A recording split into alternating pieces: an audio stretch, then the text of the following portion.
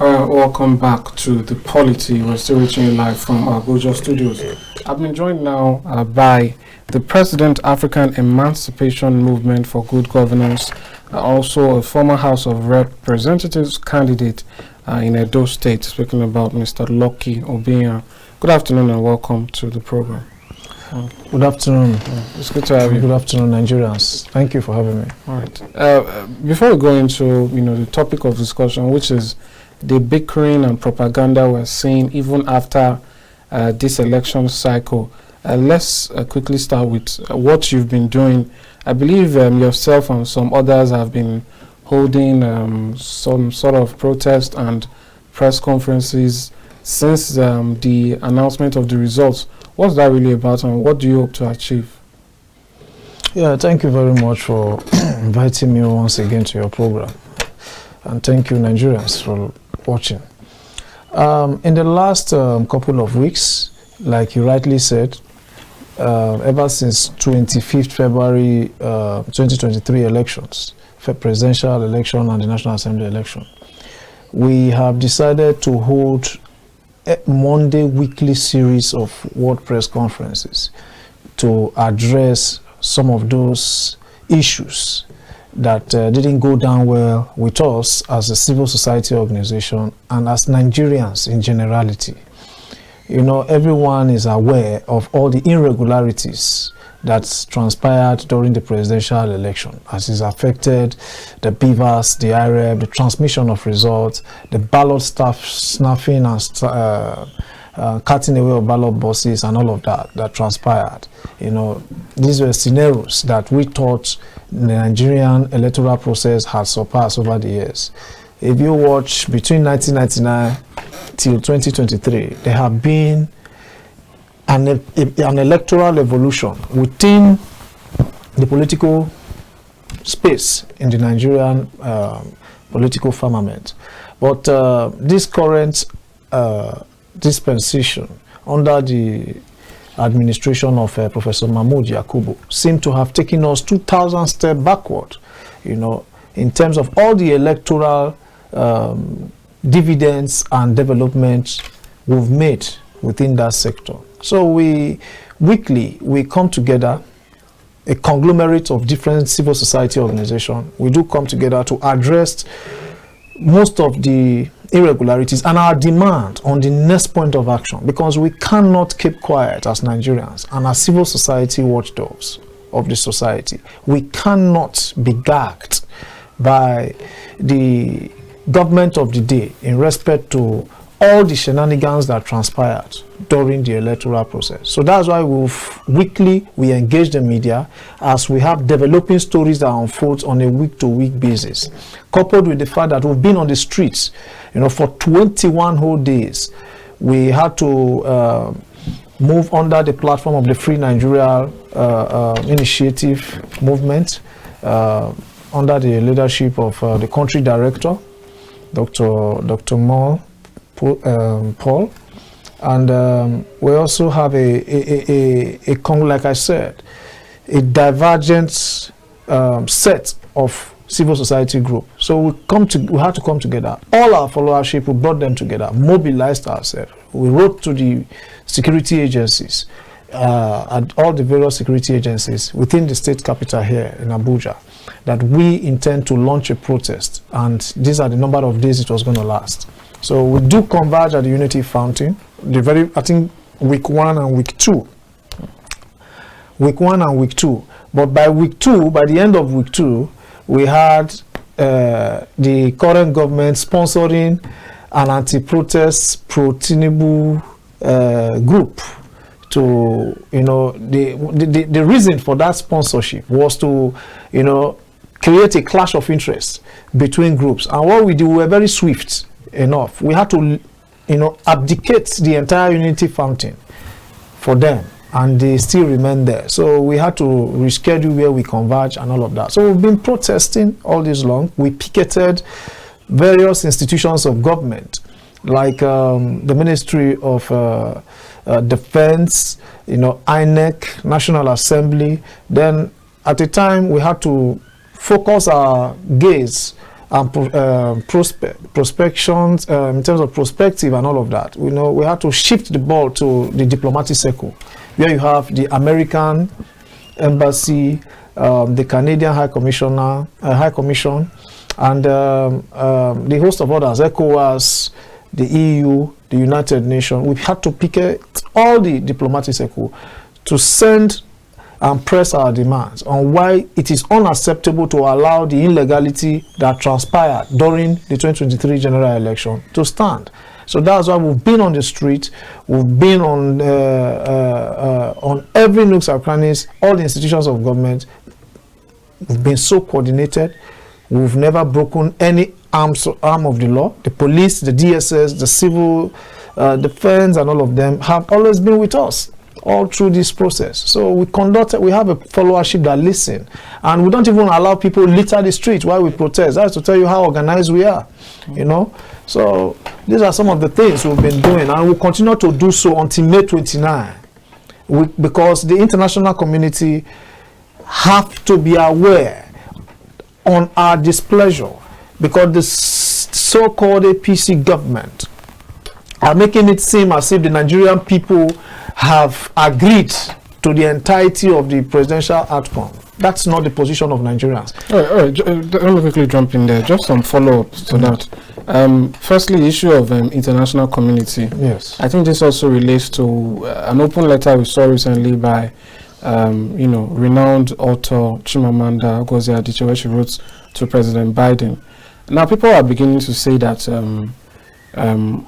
people against this election, so to speak, or who have issues with the election, are demarketing the country in the public view or in the international scene and making Nigeria look less than it should, be seen in public.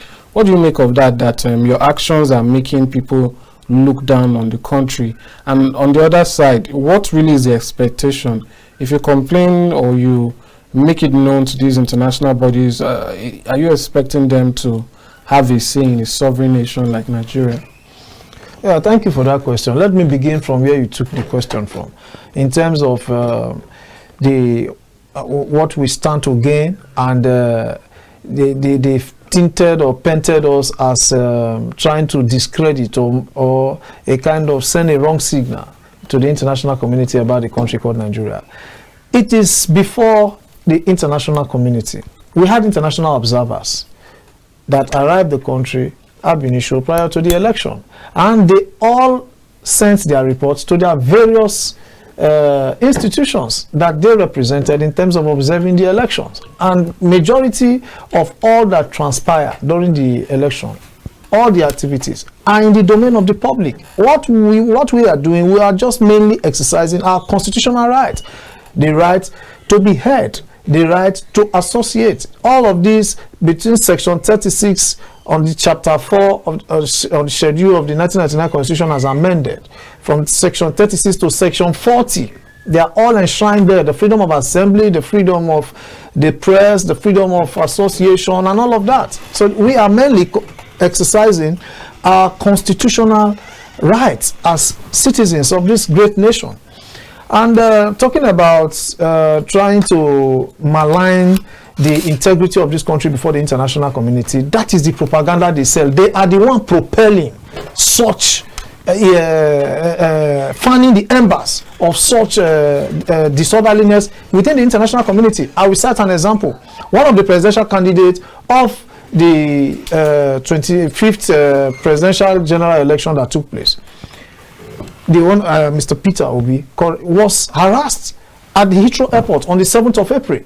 It's right there before the people. Why was he detained? A man who flew into London, that was a country he has lived all his life without blemish. The records are there.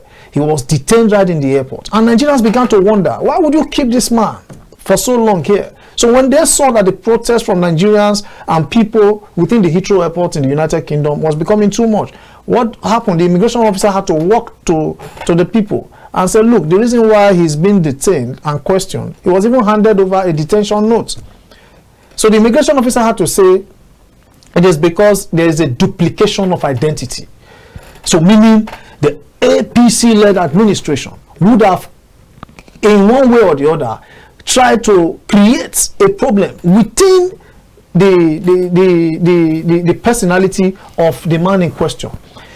That is a man who his antecedent is before the public. So now they've created or clone a duplicate Peter Obi that will now go ahead and start committing crime in his name. And that was the reason why the man was here. So what that tells you, the implication of that is that they want to discredit him. They want to create crime with his name, with his identity, and see how they can charge him for trump-up charges. So that is all what this government is all about. They are the one propelling falsehood. They are the one at the vanguard of discrediting the Nigerian people. They even went as far as saying that there was a particular group that had to move to the military circle to demand for the subversion or insurrection of the country. That is pure lies. Trying to, if you want to hang a dog, you give it a bad name. That's what they're trying to do. That's all they know how to do. How to label people, how to malign the character of people, how to discredit people, throw tantrums, invectives on individuals. But or some of your colleagues, if not yourself, have been calling for an interim government. I mean, Yes. it's seen as a move that is, tantamount to insurrection and treason. Yes, because there is a president-elect, and as it has been since the history of Nigeria's democracy, once a winner is declared, he is sworn in. So why are there calls for an interim government? Thank you very much for that question. It's a good thing you've given me the opportunity to clear the air on this as well. The moment we started calls for the interim government, the entire institutions, security agency, the baby minister for labor and productivity had to come on air and said all manner of things that he said. Why are we calling for interim government? It's very clear that by May 29, which is less than 48 days from today, there is going to be, constitutionally, there's supposed to be a handing over to an incoming government. All that transpired during the last presidential election, the illegalities, so it is unconstitutional for you to swear in a man that had not met the entire geographical spread as it affects even the Abuja, the FCT. The only principal contender for that office that met that requirement, which is Mr. Peter Obi of the Labour Party. He is the only one that had met the 25% and the 25% of the FCT that is enshrined in the Constitution. Now, at that point, why are we calling for interim government? If the so-called president-elect of the APC and INEC happens to come into power by May 29, even before he gets into power, he's this powerful within the corridors of power, a man that can throw a jab on the president and get away with it, a man during the electionary period who said so many things that the president, he made the president, all manner of things he said, nothing was done to him. A man, if he could be that powerful at that level, is it when he now comes to power that we allow the litigation process to say through? Look at the characters, with all due respect to his lordship, Chief Justice of the Federation, Justice Kayode Ariwola. You and I will attest to the fact that there were some footages that were flying around some few weeks back, how he dashed into London in a wheelchair, in disgust, tried to disgust himself. Isn't that part of the propaganda we're speaking about? There is no propaganda about it. It happened. I was the one who exposed that in INEC office. I was the one. The video went viral. Sahara, every other people called me from abroad and all of that. I substantiated the fact. He left this country on the 7th on the 11th of to be precise, I think on the 11th of March, I think I can go back to that document and check the precise date he left. He left unannounced.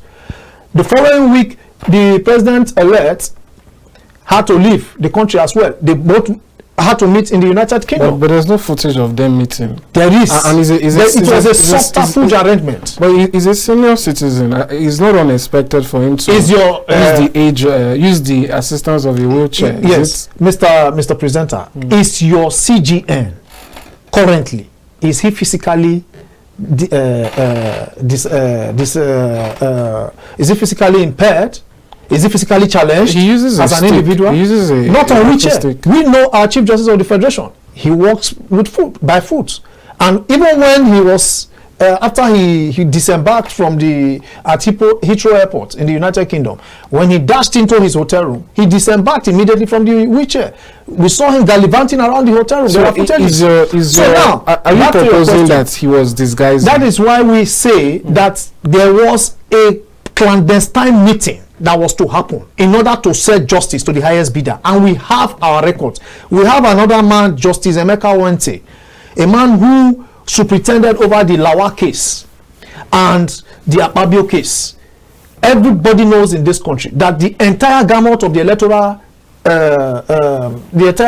electoral provisions were all flouted, and at the end of the day, these are individuals that never partook in the primaries of their election. They were returned, and they were given certificates of a clean head bill to contest the senatorial election. These are individuals that contested the primaries of the APC, and at the end of the day, they forcefully and twisted through the judicial process on the ground of technicality, passed judgment in their favor that they were the actual individuals that won. So with all of these antecedents and all of this judgment, we don't have the confidence.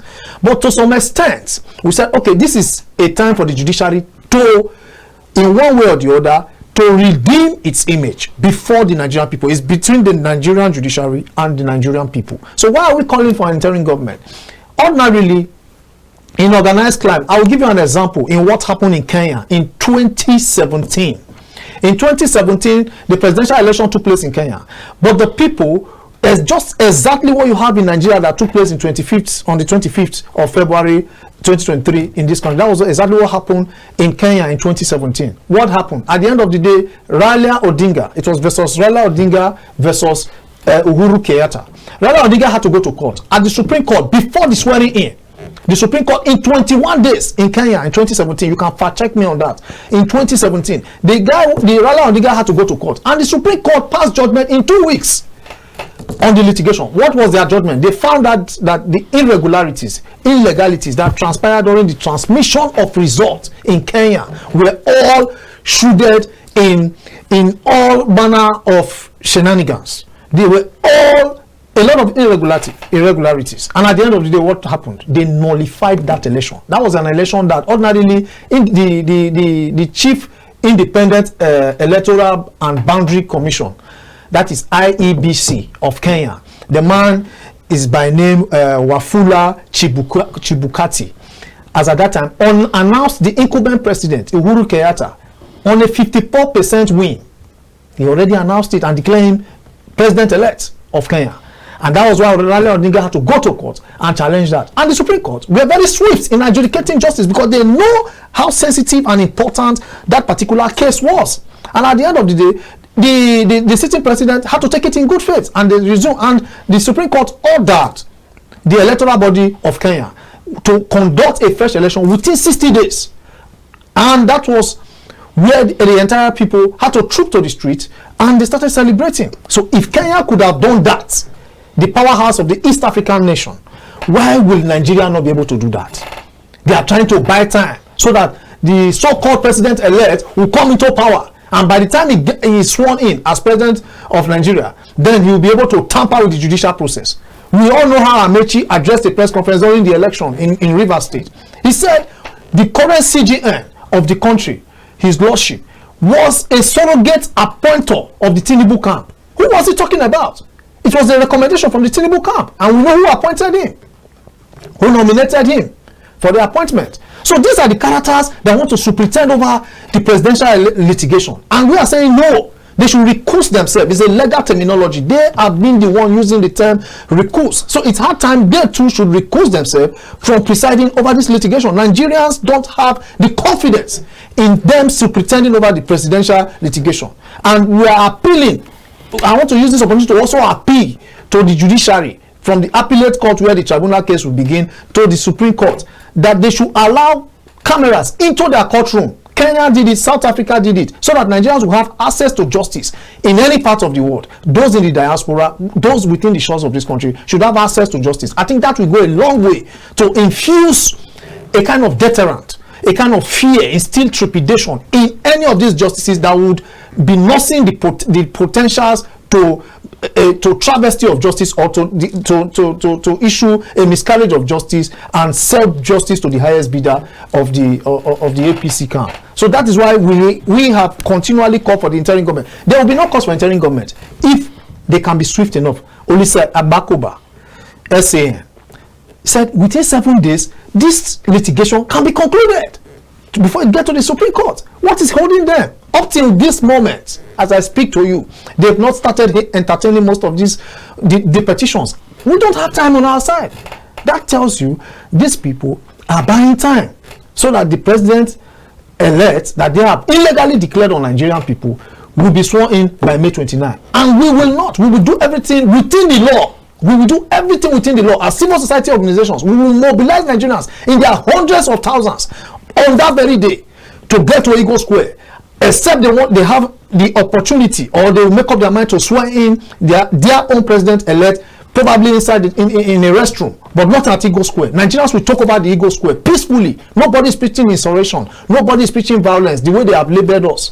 But we are on the path of justice. But wouldn't that be obstructing something constitutional? The issue is, has INEC declared a winner? Isn't that all that is necessary for it to be constitutional in the moment? And then when people say that it has happened even in Nigeria, where sitting, not a president, obviously, but we've seen state governors, even the person in question here, the Labour Party presidential candidate, that is how he came into power in Anambra State. He lost an election, he went to court. I think, if I recall, it took almost a year or 3 years. 3 years, pardon me. And then he got back in office. He had to fight the incumbent who, quote unquote, defeated him, and yet he got it. And people will say, if these things have happened, it happened with Peter Obi, it happened with former Edo State Governor Adams Oshomole. It has happened, I think, in one other case or so. So people say, if this has happened, what is the big deal this time around?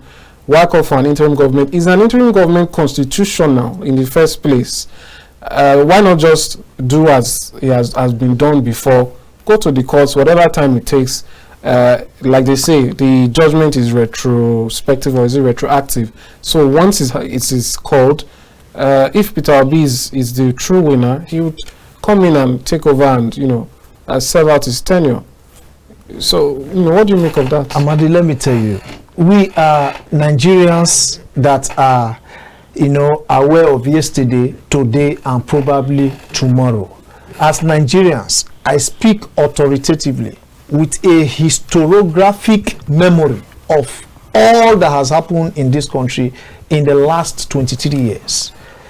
And I can put it to you that the 2023 general election, it's a clear departure in terms of being in contrast with other electoral processes that has happened since the advent of the Fourth Republic from 1999 to date.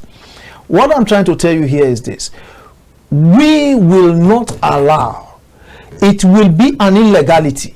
It is even a more treasonable offense for INEC to have ambushed Nigerians nicodemously at about 4 a.m. to announce an illegality as the president-elect to this country. At that point, a man who did not meet the threshold of the entire process to be declared president, you went ahead when you had series and barrages, litany of issues that party agent raised. You were so much in a hurry, and the Electoral Act gives the INEC boss 7 days to address that issue before going ahead to declare the president-elect. But he didn't observe the process. They set the guidelines for themselves. They abrogated the entire guidelines. And these are areas that are, before the Nigerian people, before the Nigerian public, for discourse. And that is one of the reasons. When you say on what ground are we calling for the interim government, I will keep reiterating if it is constitutional or not constitutional. Now let me take you to that section of the Constitution to start with. Before an interim government can be declared in Nigeria, it is when you have a chaotic atmosphere in the country, and when the territorial integrity of Nigeria is being threatened either in riots or in chaos. At that point, it is expected that the sitting National Assembly within that period of time will now be able to draft a letter to Mr. President for his consent, for seeking for his extension of tenure by 6 months, so that he can be able to quell the crisis before handing over to the incoming administration. On that ground, the Constitution permits an interim government only when the sovereign state is being threatened.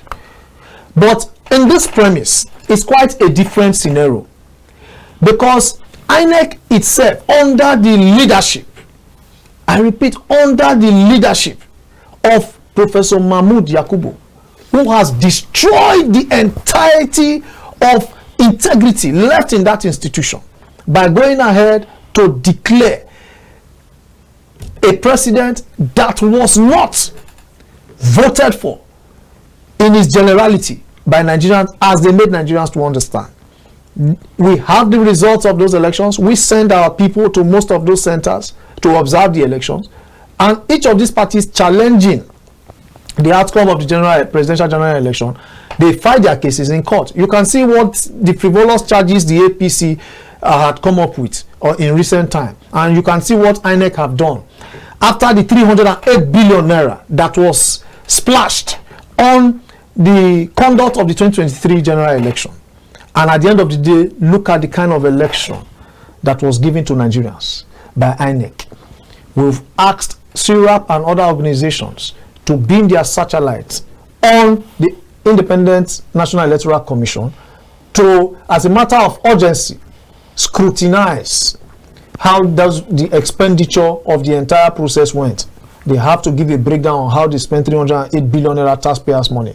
And as I speak to you, the 9-man SAN team that INEC had put forward under the leadership of the NBA president, that will be defending the illegality that INEC is embroidered in.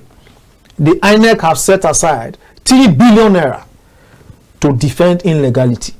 That is another taxpayers' money in a profligate manner. Is that a fact?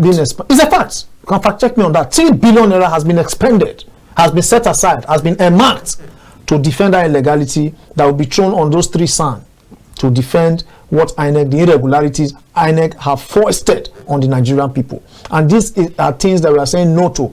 So you could hear one of the vice presidential candidates of the of the 2023 general election, who came on air on one of your sister stations and used a statement like, it will remain unconstitutional, it's an illegality for you to swear in a government that has not met the threshold expected as it affects the constitutional arrangement for you to be declared president-elect in the first place. So you are about ending democracy, and the man was right. And what happened? They started calling for his head.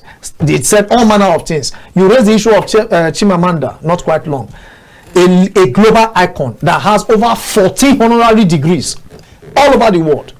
When she was defending the interests of Nigerians, talking about artifacts to be returned to Benin and all of that, within the international scene, she was seen as a goddess. She was seen as an angel. But because she has decided to toe the path of truth, to lend her voice among those Nigerians that are calling for the restoration of the stolen presidential mandate that has been visited on the Nigerian people, she wrote to the President of the United States of America, citing her stand, taking her position. What crime has she committed? The APC attack dogs have labeled her all manner of names, that she didn't vote, she doesn't have the right to criticize the process, that she didn't, and she came on air 2 days ago or a day ago in one of your sister stations as well to also clear the air why she couldn't vote, because they deliberately disenfranchised Nigerians. The methodology upon which they were supposed to dispense the voters' card to Nigerians, they deliberately frustrated, sabotaged that effort, and that made it impossible for her to even obtain her voters' card to be part of the process. But as a Nigerian, despite the fact that she is based in the diaspora, she said she owns a house in Lagos and she has a house in the US. So she is a Nigerian. She is free to comment on what happens in the country. You and I, you understand me? So in a nutshell, back to your question, It is not unconstitutional. It is our right to demand for fairness, justice, and equity, because the Nigerian people, even the international community, are not satisfied with the outcome of the presidential election. And on that premise, we anchor our voice. We are the vanguard of that struggle, calling for an interim government. That is the only way Nigerians will be satisfied. That is the only way Nigerians will be satisfied that the litigation, the presidential litigation, will sail smoothly. All right. Now let's move back a little bit to the main issue, which is the issue of propaganda. We're seeing a lot of continuous, what people might call campaign bickering, still ongoing. Just yesterday or some days ago, we saw numerous tweets from the Minister of State for Labour and Employment, wherein he referred to some followers of the Labour Party candidate as mentally weak. We've seen some other statements from him and others, but people say it's a back and forth. They say finally the APC has met its match. Let me take an instance of an incident that happened the day before yesterday. A foreign Twitter page known as Uber Eats, I believe, Uber Facts, Uber Facts made a tweet about the president-elect Bola Ahmed Tinubu, saying that he has drug cases and all that. And then there was some back and forth. Even on another page called Daily Loud took that same news, and when there was a lot of buzz, the page replied that they were not paid after Festus Keyamo accused them of being paid. So again, people are saying that obedience are behind this, or the Labour Party supporters are behind this. They're the ones trying to push this narrative and so on and so forth. And then we also have the issue of the audio that leaked, wherein Peter Obi allegedly referred to the election as a religious war. So all of this, the question is, what is really going on? Is this what we are going to expect for the next 4 years, or is there something happening now that is ramping up this various propaganda? You see, this is one of the reasons why I like you, Amadi. You are a very intelligent presenter, broadcaster as well. The truth of the matter is this. You see, just like you rightly say, look at the characters surrounding the so-called incoming government of the APC. You talk about the baby minister of Labour and Productivity, Festus Keyamo. You talk about FFK, Femi Fani-Kayode. You talk about Dele Alake. You talk about Bayo Ononuga. Look at the characters. These are the attack dogs of the PCC of the APC. The presidential campaign, the communication wing of the APC. Now, when you look at these characters, are these the kind of people that want to be in government in the so-called incoming administration? And we are saying no, because all their specialties about Nigerians, the antecedents of these individuals are before the Nigerian people. They attack anything that threatens this illegality that they are holding so much to their chest. Now, when you talk about Festus Keyamo, that tweeted all manner of things about the obedient movement and all of that, then talk about the Uber fact. I'm just trying to see how I can marry all of this into one. The Uber fact, there is no how the obedient movement can be behind Uber fact. Uber fact is an institution that has an integrity within the international climb. It is not an institution that can be infiltrated, like, permit me to say this, some of the institutions here that you can do some underhand dealings with. They are aware that the so-called president-elect of the APC, president-elect of the APC and INEC is a drug lord. It is no longer news. This was a man whose income, they were able to detect that he got $460,000 from the income was from heroin trafficking.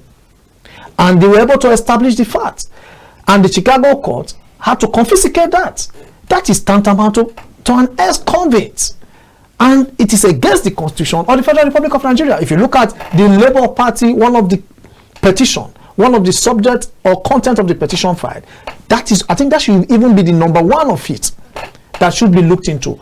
If this man is eligible enough to even run for the president of this country.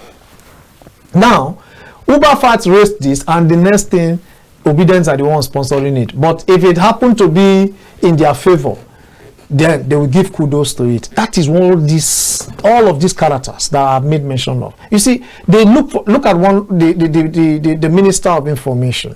Look at what he did in the United States of America. A man whose reputation has been built over the years.